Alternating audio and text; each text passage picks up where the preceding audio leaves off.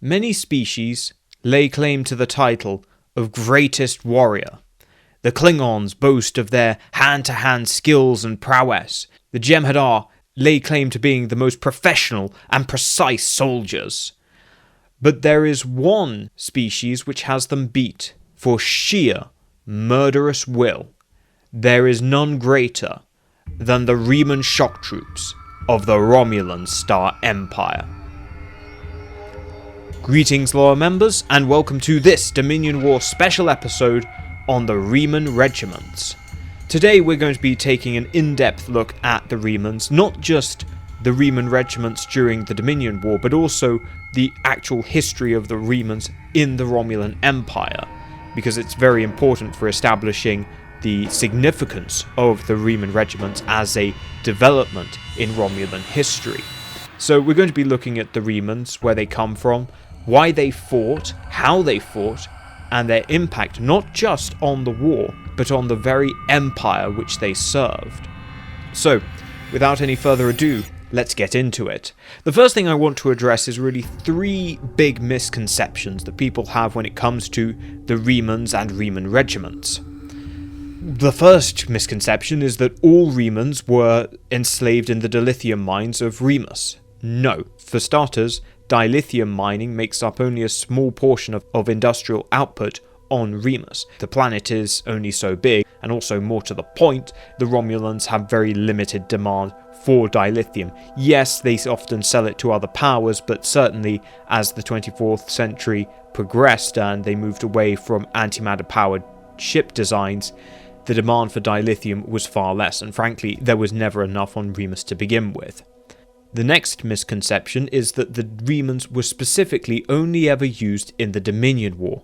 Again, this is a misconception, and we'll be looking at their history of employment by the Romulans in just a little bit. And the third misconception is that Remans were cannon fodder.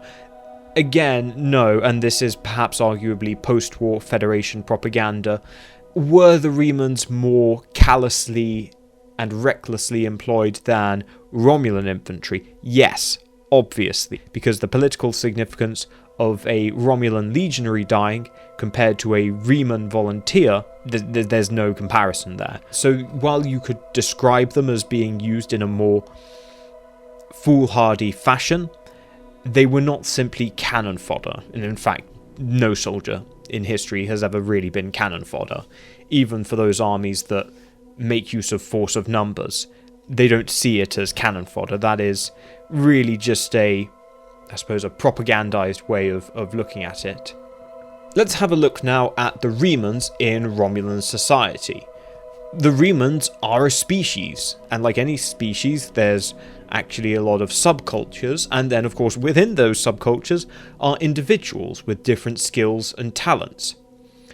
So there's an awful lot of things that Remans do besides toiling away in heavy industry.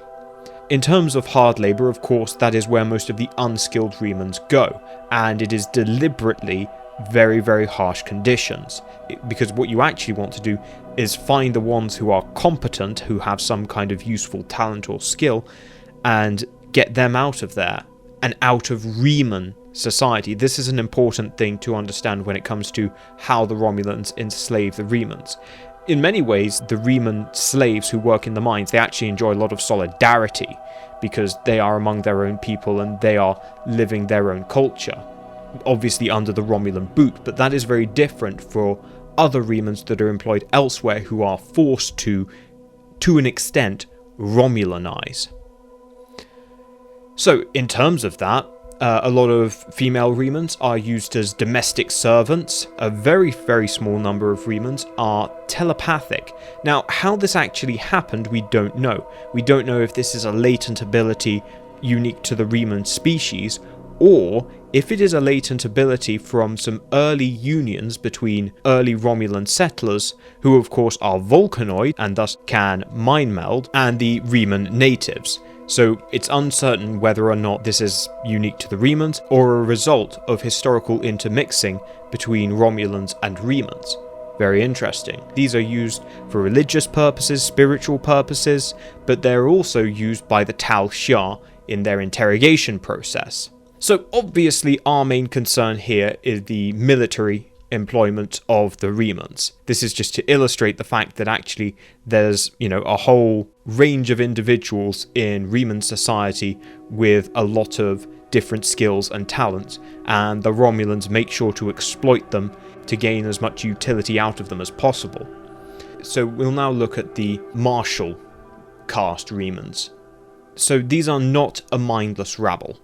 I suppose we call the lowest tier, at least in terms of significance, are the Gladiators. There's a huge range within this category, from those who are basically just going into the arena because death in the arena is better than toiling away in the mines. And you get plenty of those people who will volunteer for the arena, risk their lives in lethal combats to entertain the masses because it's better than a life of slavery. Now, even if they win, they remain slaves, but generally the winners of those then go on to have whole careers as gladiators, and as your career goes on as a Reman gladiator, your chances of survival tend to go up, and the combats tend to be less lethal. Once you get to the highest levels of Reman gladiators, they're not trying to kill each other, they're trying to put on a show for Romulan crowds.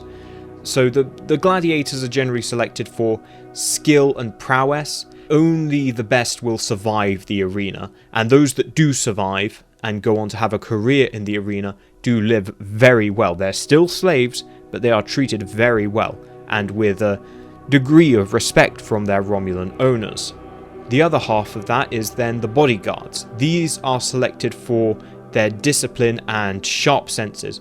Remember, Remans are primarily nocturnal, whereas Romulans, like us, live in the day, and so the chances are that an assassination attempt on a Romulan will be made during the night, and having a Reman bodyguard is really helpful. If you're a prominent senator or aristocrat in Romulan society, you would do well to have a Reman bodyguard, because they're going to be excellent place to protect you from anyone who tries to stab you in your sleep. It's also a bit of a status symbol as well. They don't come cheap. These are very, very selected because they are disciplined and they are wholly loyal. They are renowned for their loyalty. Now, generally it's because they're so dislocated from their culture and society that the only thing these Remans actually have are their charges, their owners, and so they develop a kind of a bond, because without them they are nothing, and they'll just be disposed of like cattle, basically. The third category is perhaps the most infamous, the Reman shock troops. So this is going on well before the formation of Reman Regiments. These Remans are selected for their savagery and resilience, and they are often reduced to a feral-like state. So they'll take Remans who are perhaps a little bit too defiant, a bit too strong-willed, and abuse them, torture them, starve them, beat them, just inflict the most horrific conditions upon them until they become like feral animals, just ready to kill anything that they see. The Romulans will also use drugs and various kinds of surgeries to aid in that. And they are used as terror troops. And again, these are basically only allowed to be used by the Tal Shah and the Imperial military. They're not for purchase by, wealthy Romulans. If you're a wealthy Romulan patrician, you can't have a Reman shock trooper. You can't have one of those running around, that's a bit much. You can have a bodyguard, you can have a gladiator, but you can't have these shock troops. These are expressly reserved for the state to use, and they do use them as terror troops. It was Reman shock troops that were used in the massacre at Khitomer, and it's why it was so brutal and bloody. So it's fair to say that even prior to the Dominion War, there's already significant martial employment of the Remans. So I suppose the next question then comes, well, what's the point of forming regiments? You have them already. Well, because there are two main problems that the Romulans faced during the Dominion War. Number one, Romulan casualties are politically very damaging to the war effort. Romulus is a democracy, so it's not really great if, all your constituents start hearing that their sons and daughters are dying in huge numbers to these genetically engineered super soldiers, and they might start to question whether it's worth continuing the war at all. And, if you don't then, follow their stance, they might vote you out at the next election. So that's not great. Whereas Remans can't vote, so that might be helpful. The other thing to point out is that because of the decline in the dilithium trade within the Romulan Empire, already there's an excess population of Remans who, you needed to do something with them. The Romulans were probably just going to cull them over time, but this could be useful. So, as far as the Romulans are concerned, it's killing two birds with one stone, quite literally often. With that, some very enterprising Romulan officers, such as Commander Suran, form the Reman Regiments. So, these are comprised of volunteers from the servitor caste, i.e. the ones toiling away in dilithium mines and heavy industry, the ones who are state servitors. They belong to the Romulan state. Bound servants, such as, again, your gladiators, your bodyguards, your telepaths, they have to get their master's permission to join. They cannot volunteer themselves, their masters have to allow them. Now, Romulan officers like Suran made it very clear to their Reman volunteers that if they joined the regiments, that they would gain their freedom after the war. However, this was never actually agreed with anyone in the continuing committee or the Senate, so it was a bit of a meaningless promise. They received about 8 weeks or so of training from both the shock troops and gladiators, and would be formed into regiments on the Romulan model. And this was very important because essentially the idea of the Reman Regiments in practice is actually a mirror regiment, so they'd almost be paired off, but we'll get to that. In terms of their equipment, the Remans are equipped with a one-piece bodysuit. This actually prioritizes mobility much more than it prioritizes protection, and again really contrasts with some of the other combatants in the Dominion War like the Cardassians and Federation, which put a lot of emphasis on protection. They are armed with a disruptor rifle. I say rifle, but if you actually look at it, it looks more like a carbine. And these aren't actually Romulan-made rifles. These are imported from the Mirador. Bayonets on the end were actually an addition by the Remans. They then have a disruptor pistol, which was actually based on a native design already in use by Romulan bodyguards. They also will have a number of combat knives, generally one long knife, which is a utility knife for various purposes, and then a short knife, which is for personal defense, and that's generally concealed somewhere on the body. They are not given any kind of sensor or communication equipment, so no tricorder, no comm badge. The only communication equipment they get is at the platoon level, where it's basically being supervised by a Romulan officer. They are given some vehicles as well, in the form of the Scorpion-class attack flyers. Now, these are actually a retrofitted Romulan attack flyer from the latter half of the 23rd century. They are completely sublight and basically only good for ground attack. They're certainly not viable space superiority fighters. They are for ground attack. They would also receive old pre-warbirds such as the Firehawk and Nova class to support their planetary deployments. This is because actually the Romulans have very few warbirds and they're in very high demand. And if you have to stick around in orbit to continue supporting Reman ground troops, well, that's a bit of a pain in the arse.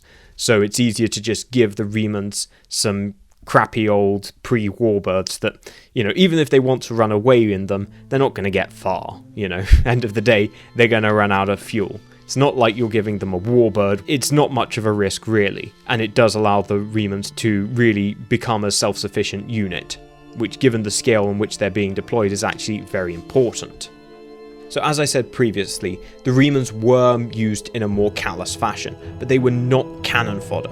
For starters, you couldn't always attack with Remans.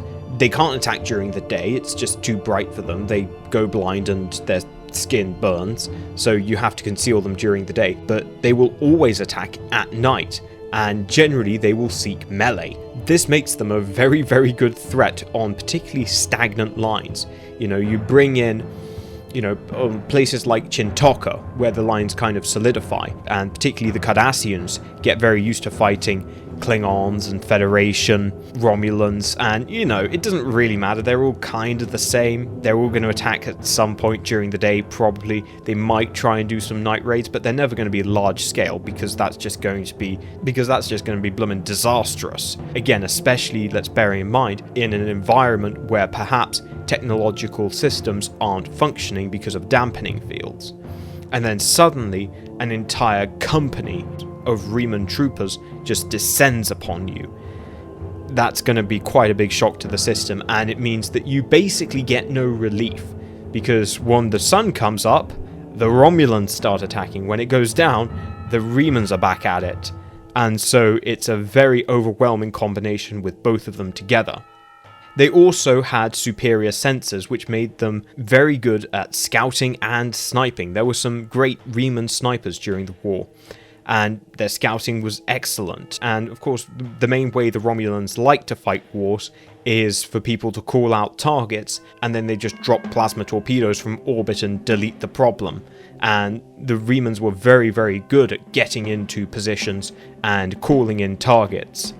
So they arrive on the front lines by about April of 2375. You get some real crack elite units beginning to emerge as the year wears on, and they are trusted with increasingly significant missions. As I say, they keep consistent pressure on the Dominion, and the Cardassians especially hated fighting the Remans. They were really, really useful in low-tech environments because they don't need technology. Their sensors are so sharp that they can go without using a tricorder or a communicator, and they're very, very effective in those kind of environments, which were very common in the Dominion War, because as far as the Jem'Hadar were concerned, most of the time it was in their interest to reduce combat to a melee, because they could probably win. Cardassians didn't like that so much, and generally they complained when the Dominion did that. So they were a great stealth option and were really a good counter to the Jem'Hadar. Don't forget, of course, the Jem'Hadar had the ability to shroud. While the Remans never got anything like that, they were very adept at stealth, and so were able to counter and sometimes ambush shrouded Jem'Hadar.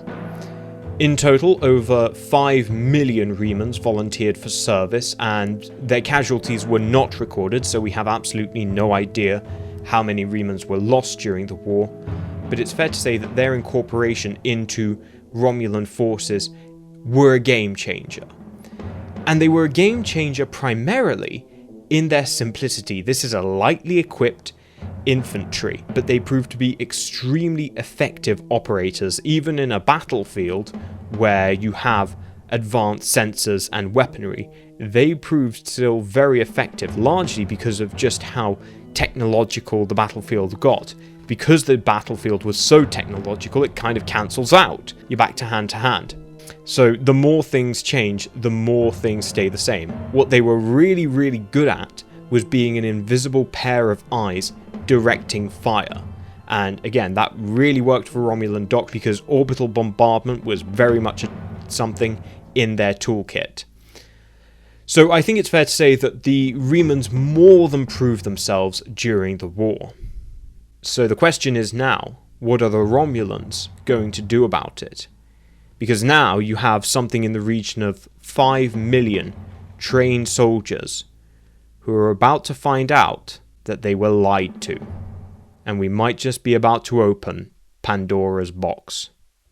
Thank you guys for watching. I hope you all enjoyed. Leave your thoughts in the comments below, and we'll see you all next time.